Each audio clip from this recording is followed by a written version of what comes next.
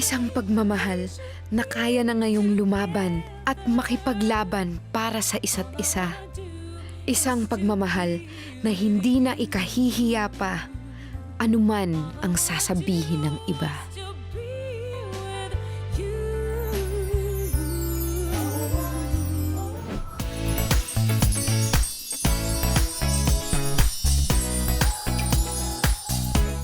Gusto ko pong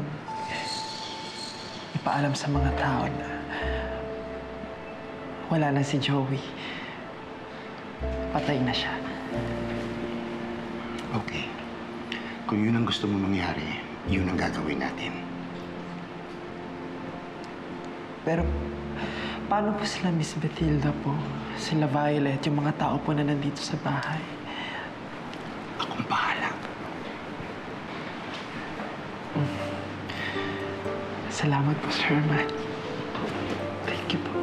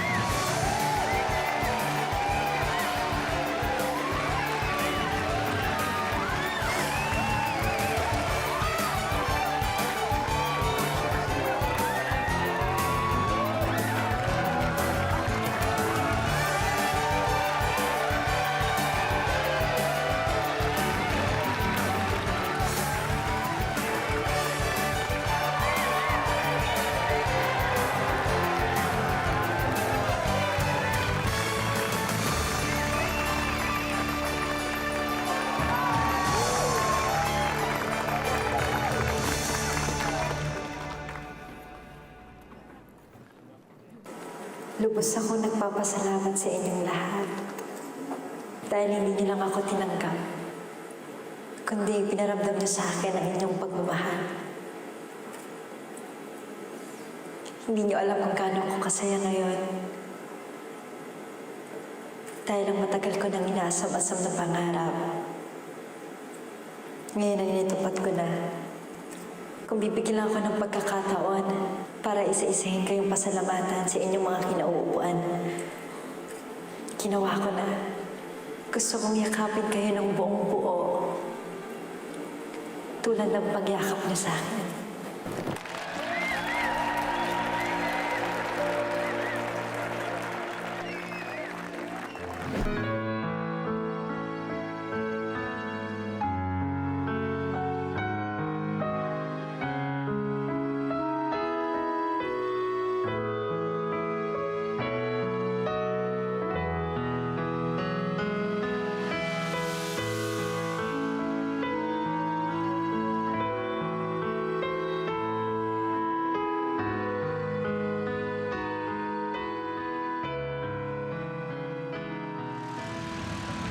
Vince, ano ka ba?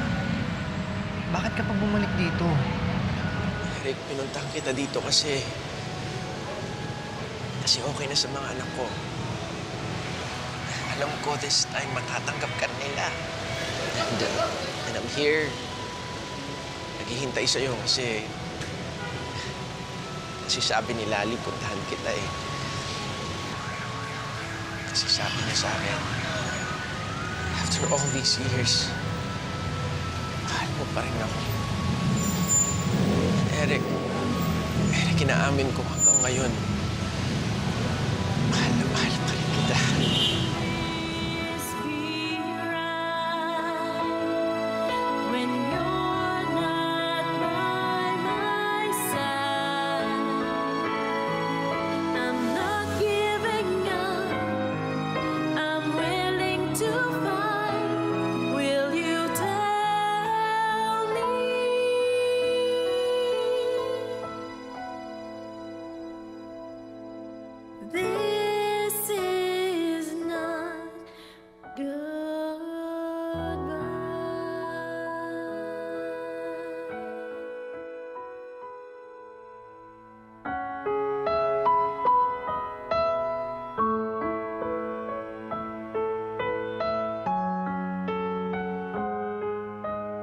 Nung araw na yon, pinakita din sa lahat ni Vincent at Eric kung ano ang tunay na love.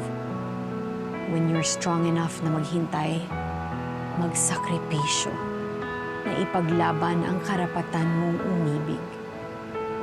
When you're patient enough to lead everyone to understanding, to acceptance, then that is love. And this is the story of that love.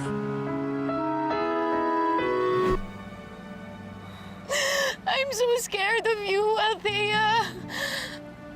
Natatakot ako kasi ikaw pa lang ang minahal ko ng ganito. And I'm dead scared of this world that I'm about to enter dahil mahal kita. But I have no choice. I have no choice. Dahil hindi ko kayang magpakasal kay David. Hindi ko kaya. Dahil hindi ko kayang mawala ka sa akin. Then don't lose me. Love me. Accept me.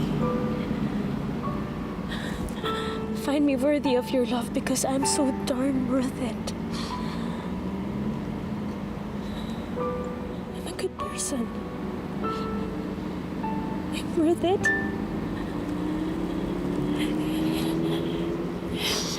And it doesn't matter kung ano ka, kung ano ako, kung ano tayo. The fact is, mas worthless ako kung wala ka.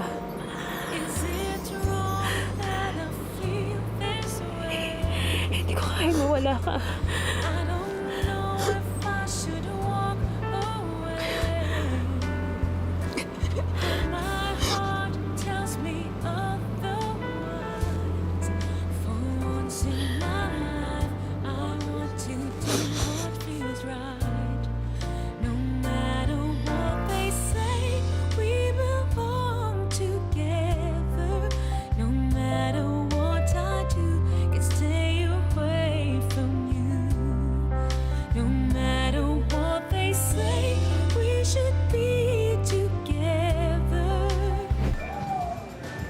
Ito naman nagtatampo ka kaagad. Tapos nag-walk out ka. Hindi mo tuloy narinig yung sinabi ni Lola nung umalis si Jap. Tanggap niya tayo.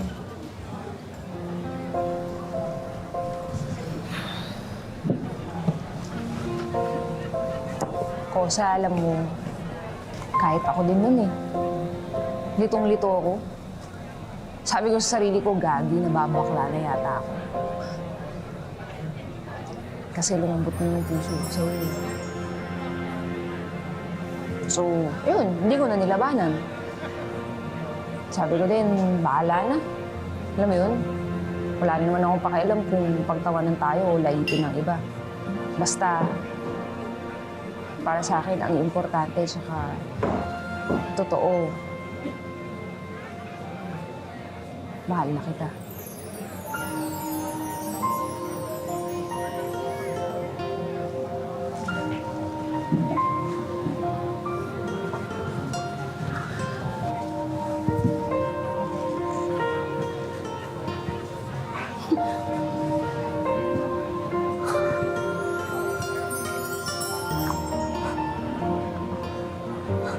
Alam mo, mura man tong singsing na nabili ko dun sa kanto, pero kasama nito yung napakamahal kong pagmamahal para sa'yo. Jericho, pakasal na tayo. Ano, mahal mo na rin ba ako? Diyos ko, Lord. Totoo ba ito? Napapaliw na ba ako, Lord? Pero sige. Oo. Mahal din kita ka. Mahal din kita ka.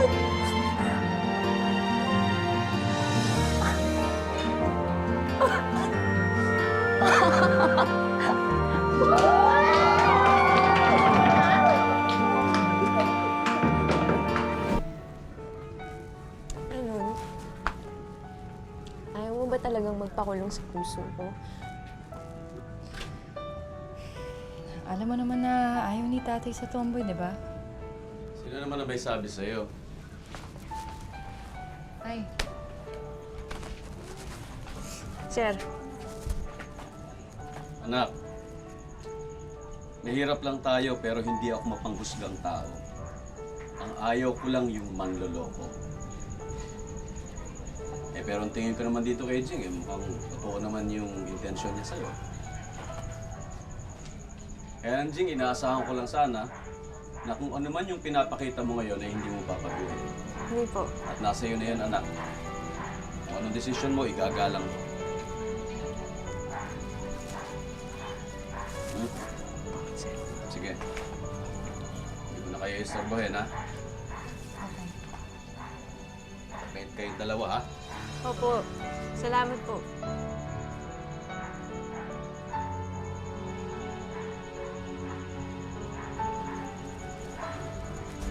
Narinig mo ba yun? Narinig mo yun? So, ano? Ano? Huwag mo pag ganyan-ganyan. Teka lang, approve daw ako sa tatay mo. Sa'yo hindi? Hindi mo pa rin talaga ako sasagutin? Ano? Magtsatsaga ba akong papakinang lamok dito kung hindi kita gusto? Sinasagot mo ako? Oo. Kaya na?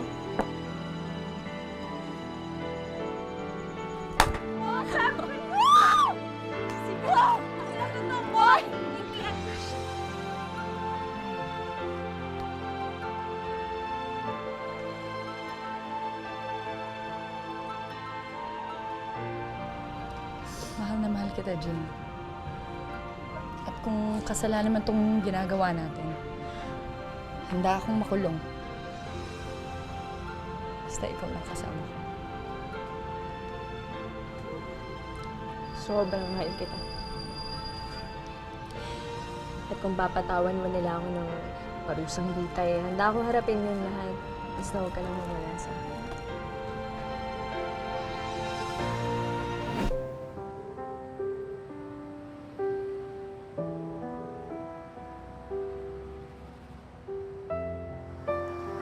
I'm sorry.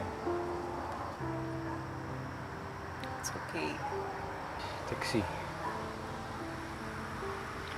Okay lang din ba kung sabihin ko sa'yo na I love you?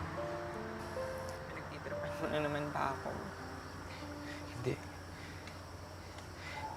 Nalilito ko eh. Nahihirapan ako sa nararamdaman ko. Pero kasi parang sasabog na tong puso ko. Trixie, mahal kita. Sigurado ka ba? Oo, sigurado ako. Trixie, mahal kita. Wala na akong pakialam kung ano man sabihin ng ibang tao. Basta sigurado lang ako sa isang bagay. Mahal kita, Trixie. Paniwalaan mo ako. Mahal din kita eh. Chemical reaction pa to. Hindi. Trixie, like what you said. It's magic. It's magic, Trixie. Mahal na mahal kita. Mahal din kita.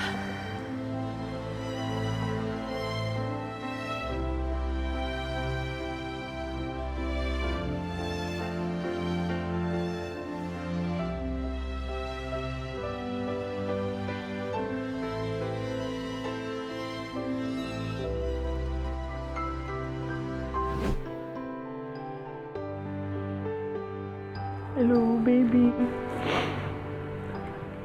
Ako to. Ang iyong dading. Lamang ikaw bigay ng Diyos sa akin. At kung ikaw man ay mawawala sa aking tabi, ay hindi ko kakayanin. Ayos ka lang ba? May masakit pa ba sa'yo? Nawala na lahat ng sakit ngayong hawak ko na si baby. Alam mo, nakikita ko kayong mag-ina. Ngayon ko lang masasabi sa sarili ko na ngayon ko lang talaga naramdaman tong ganitong happiness sa buong buhay ko. Ako rin. Halika nga dito, tabihan mo kami.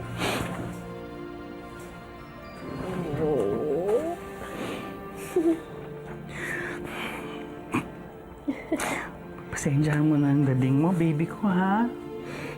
Dumadrama queen lang talaga ako. Ikaw kasi, huwagas kang makapagpasaya. Dading? Hindi ka ba na-inform? Ako si Dading. Short for Daddy Carding. Akala ko dading bading. Pwede! Pak! Pak na pak! Ano nga pala yung sagot mo sa tanong kanina? Sa press con? Hindi, naisip ko, napatunayan ko naman na mabuti kang tao. Masaya ka na makasama. Oo na, pumapayag na ako magpaligaw sa'yo. Totoo? Papaligaw ka na sa akin? Ayan tayo eh. Alam ko yung mga ganyang eksena eh. Bingi-bingihan. Para ulitin ng magandang bida yung sinabi niya. Totoo nga. Magpapaligaw ang magandang bida sa leading man niya. Diyos ko, Lord. Paulit-ulit. Oo na. Ay! Ang bilis ha. Holding hands agad. Niligaw ka pa lang eh. Sorry. Na-excite lang ako eh. Cute mo. I'm sorry, okay? Mateo, you don't have to explain. I totally get it. I've already accepted it that it's really hard to love people like me. Okay? No, really. That's why I try my best to tell jokes and make people laugh because at least in my own little way, I get to, I don't know, make them feel happy. Make them happy with our company, you know? So it's okay,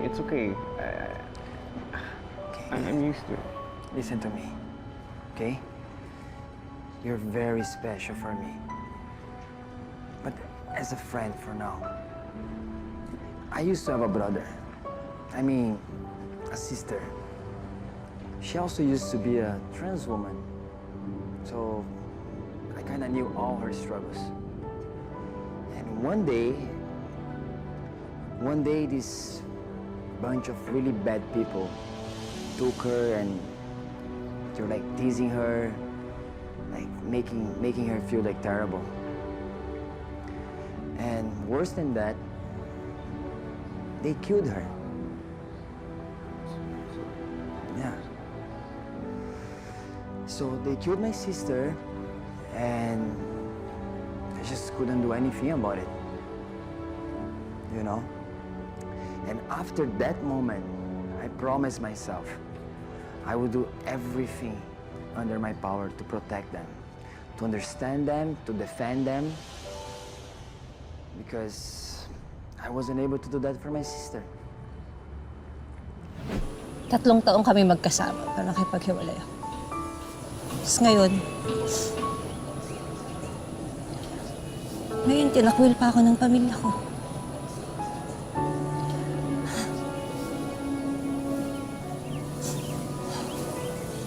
May kawit ka?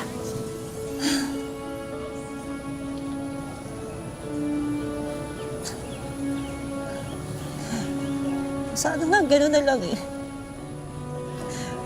3 taon. 3 taon din ako nagtiis.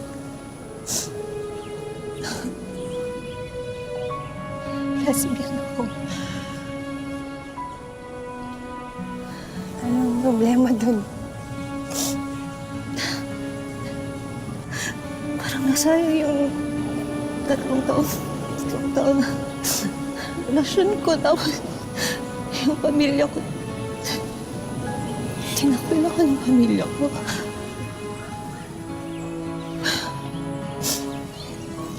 chance lang yun. At least naging totoo ka sa sarili mo, di ba? Huwag ka mag-alala sa mga magulang mo.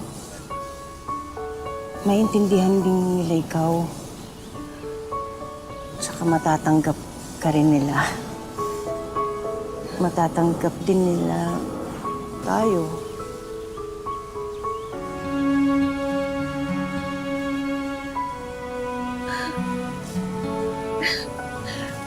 Salamat po.